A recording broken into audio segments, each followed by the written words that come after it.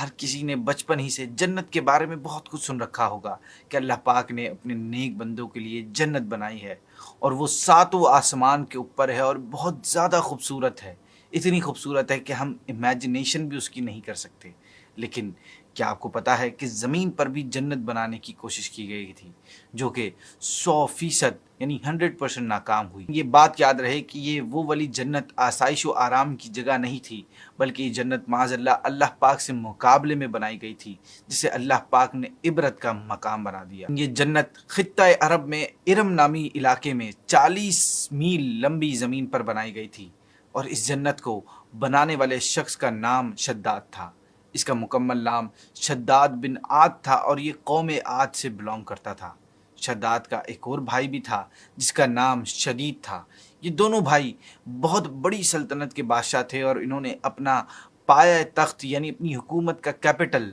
ملک شام کو بنایا ہوا تھا، اور یہ دونوں مل کر بادشاہت کیا کرتے تھے۔ شدید تقریباً 700 سال تک بادشاہی کر کے مر گیا۔ اس کے بعد شداد پوری سلطنت کا بادشاہ بن گیا اور اس نے اپنی سیاست، اپنی پالیٹکس سے پوری دنیا کے بادشاہوں کو اپنے انڈر میں لے لیا، اور اس طرح تقریباً پوری دنیا پر شداد کا حکم چلنے لگا۔ شداد دن رات اپنی حکومت میں مصروف رہتا اور اسے اپنے اور اپنے عوام کے دین و ایمان کی کوئی پرواہ نہ تھی، اور یہ اللہ پاک کا قانون ہے کہ جب کوئی قوم گمراہ ہو جاتی ہے تو اللہ پاک اس قوم کی طرف اپنے نبی کو بھیجتا ہے تاکہ وہ ہدایت حاصل کر سکیں۔ لہٰذا اللہ پاک نے قوم عاد اور شداد کی رہنمائی کے لیے حضرت ہود علیہ السلام کو بھیجا، لیکن شداد ان کی دعوت پر ایمان نہیں لایا اور اپنے کفر پر اڑا رہا۔ حضرت ہود علیہ السلام نے شداد سے فرمایا کہ تم اللہ پاک پر ایمان لے آؤ اور جو دین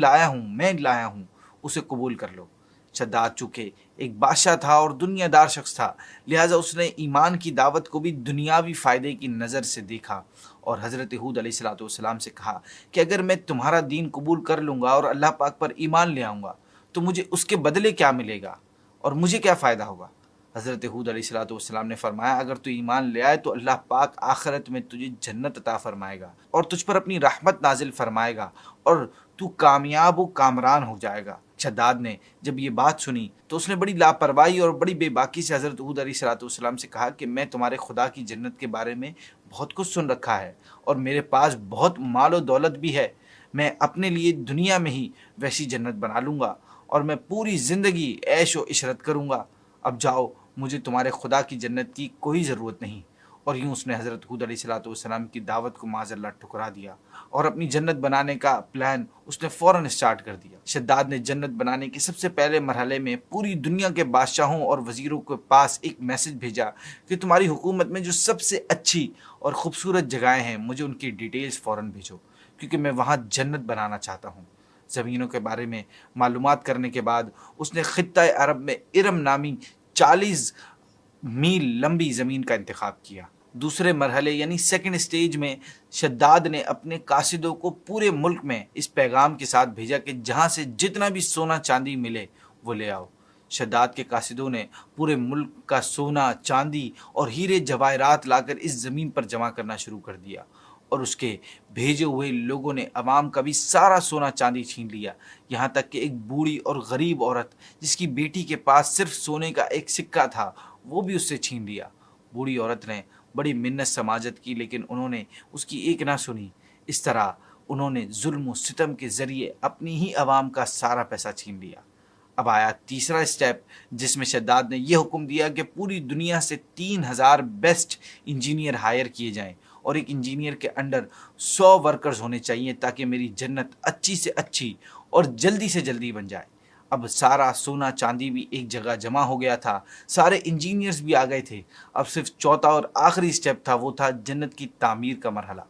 اب شداد نے اپنی نگرانی میں اپنی جنت بنوانا شروع کی۔ سب سے پہلے 40 گز تک زمین کھودی گئی، پھر شداد کی جنت کی بنیاد سنگ مرمر سے رکھی گئی، اس کے بعد ساری دیواریں کمپلیٹلی سونے اور چاندی سے بنائی گئی، پھر چھت اور ستون زبرجد اور زمرد سب سے بنائی گئی، اور شداد کی جنت کی اگر مزید بات کی جائے تو وہاں کے درخت بھی سونے اور چاندی کے تھے، اور ان درختوں کی پتیاں زمرد سب سے جڑی تھیں، اور اس کی ڈالیاں سرخ یاقوت کی تھیں، اور اس پر ڈیفرنٹ ٹائپس کے فروٹ لگائے گئے تھے، اور اس کی जन्नत में मिट्टी का नामो निशान तक न था, बल्कि वहाँ मिट्टी के बजाय ज़ाफ़रान, मुश्क और अंबर ज़मीन पर फैली हुई थी, और पत्थरों के बजाय जगह जगह मोती बिखरे हुए थे, और पानी की नहरों के बजाय वहाँ शराब की नहरें जारी थीं। और उसने अपनी जन्नत के एंट्रेंस पर भी एक खुसूसी इंतज़ाम किया था। शद्दाद ने अपनी जन्नत के दरवाजे पर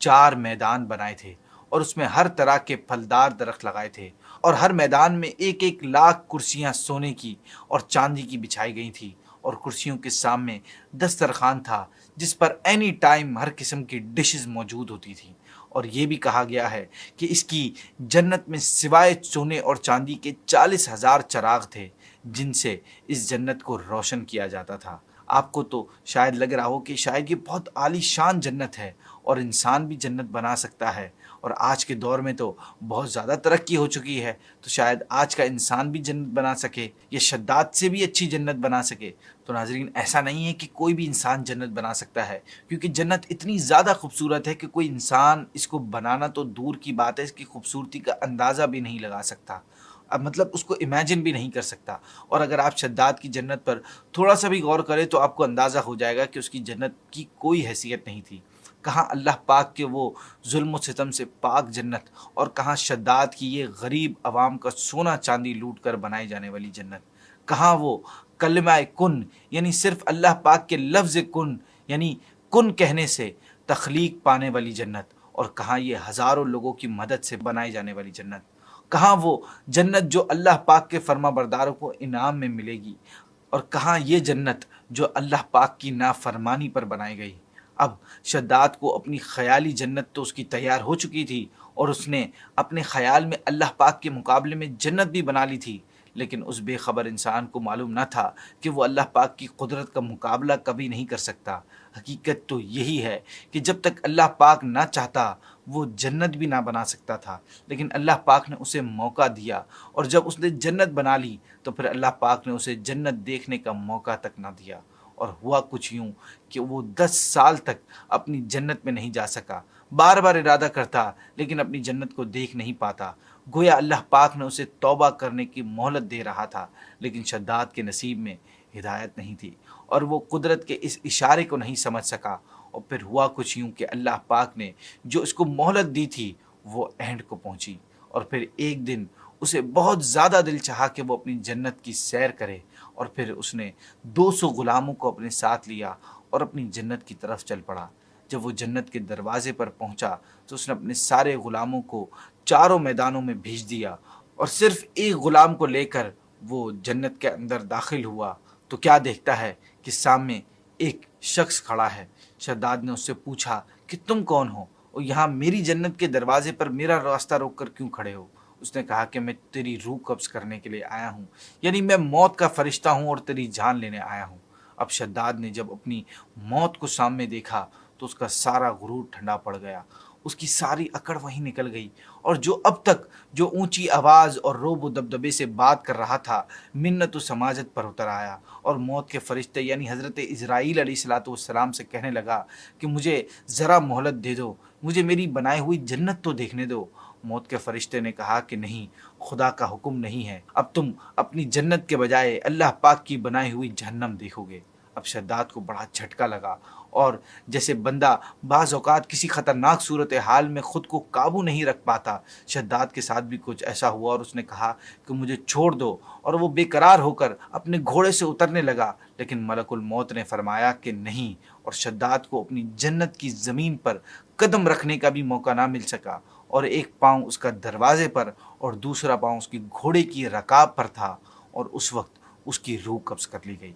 और फिर बात यहीं ख़त्म नहीं हुई, बल्कि एक फ़रिश्ते ने आसमान पर से ऐसी ज़ोरदार चीख मारी कि शद्दाद के सारे ग़ुलाम जो मैदान में थे सब मर गए, और कोई एक निवाला भी नहीं खा सका। और यूं ना वो माल रहा ना वो हुकूमत, बादशाह व ग़ुलाम सब बराबर हो गए और मौत के घाट उतर गए। नाज़रीन, अब ये जन्नत कहाँ गई इसके बारे में कोई नहीं जानता। अलबत्ता हज़रत अमीर मुआविया रदी अल्लाह ताला अन्हु के दौर में एक शख्स का उस जन्नत से गुज़र हुआ था, और कहा जाता है ये वो वाहिद शख्स थे जिन्होंने इस नाम निहाद जन्नत को देखा। इस हवाले से مکمل واقعہ کچھ اس طرح ہے کہ حضرت امیر معاویہ رضی اللہ تعالیٰ عنہ کے دور حکومت میں حضرت عبداللہ بن قلابہ رضی اللہ تعالیٰ عنہ اپنے کھوئے ہوئے اونٹ کی تلاش میں صحرائے عدن سے گزر کر اس شہر یعنی شداد کی بنائی ہوئی جنت پہ پہنچے اور اس کی تمام زینت اور خوبصورتی کو دیکھا، مگر وہاں کوئی رہنے والا انسان نہ ملا۔ یہ تھوڑے سے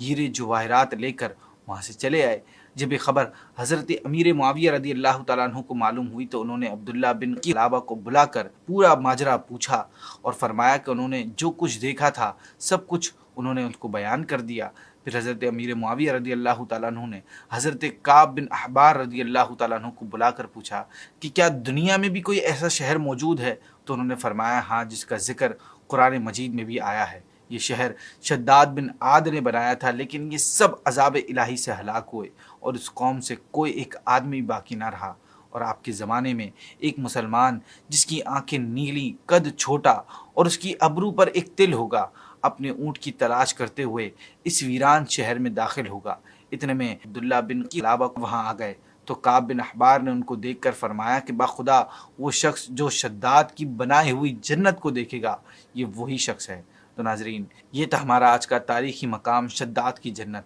اس تاریخی مقام سے جو ہمیں سبق ملتا ہے وہ یہ ہے کہ اللہ پاک بندوں کا تکبر و غرور بے حد ناپسند فرماتا ہے۔ اس لیے ہر سرکش اور متکبر قوم جس نے زمین پر اپنی سرکشی اور ظلم سے فساد پھیلایا، اس قوم کو اللہ پاک نے کسی نہ کسی عذاب کی صورت میں ہلاک و برباد کر دیا۔ شداد اور قوم عاد کے دوسرے افراد بھی اپنی سرکشی اور تکبر کی وجہ سے برباد ہوئے۔ لہٰذا ان کے واقعات سے ہمیں عبرت و نصیحت حاصل کرنی چاہیے، کیونکہ قرآن کریم میں ان لوگوں کے انجام کی ذکر کرنے کا مقصد ہی یہی ہے کہ ان لوگوں کے واقعات کو سن کر عبرت حاصل کریں اور اپنے اندر خوف خدا پیدا کریں۔ ناظرین، ہمارے لیے ضروری ہے کہ قرآن مجید زیادہ سے زیادہ پڑھیں اور اس کا ترجمہ و تفسیر بھی پڑھیں اور ان واقعات کو سمجھ کر اپنے لیے عبرت حاصل کریں۔ ہر وقت توبہ استغفار کرتے رہیں اور ہر قسم کے برے اعمال سے ہمیشہ بچتے رہیں، اچھے اعمال کرتے رہیں اور مال و دولت کے غرور و گھمنڈ میں غرور تکبر نہ کریں، بلکہ ہمیشہ دل میں خوف خدا رکھ کر عاجزی و انکساری کو اپنی عادت بنائیں، ڈاؤن ٹو ارتھ رہیں۔ یاد رہے، اللہ پاک کو زمین پر اکڑ کر چلنے والا شخص بالکل پسند نہیں۔ اللہ پاک نے قرآن پاک میں اپنے خاص بندوں کی جہاں اچھائیاں بیان فرمائی ہیں، ان میں سے ایک خوبی یہ بھی بیان کی ہے کہ وہ زمین میں نرمی سے چلتے ہیں۔ اللہ پاک نے قرآن پاک میں جو حضرت لقمان کی جو نصیحتیں اللہ پاک نے بیان فرمائی ہیں، ان میں سے ایک نصیحت یہ بھی تھی کہ انہوں نے اپنے بیٹے سے فرمایا تھا کہ اے میرے بیٹے، زمین میں اکڑ کر نہ چلنا، لہٰذا کبھی بھی غرور و تکبر کا شکار نہیں ہونا چاہیے، کسی کو اپنے سے کم تر اور حقیر نہیں سمجھنا چاہیے۔ اللہ پاک سے دعا ہے کہ ہمیں تمام باطنی بیماریوں سے محفوظ فرمائے اور ہمیں ایمان پر استقامت عطا فرمائے۔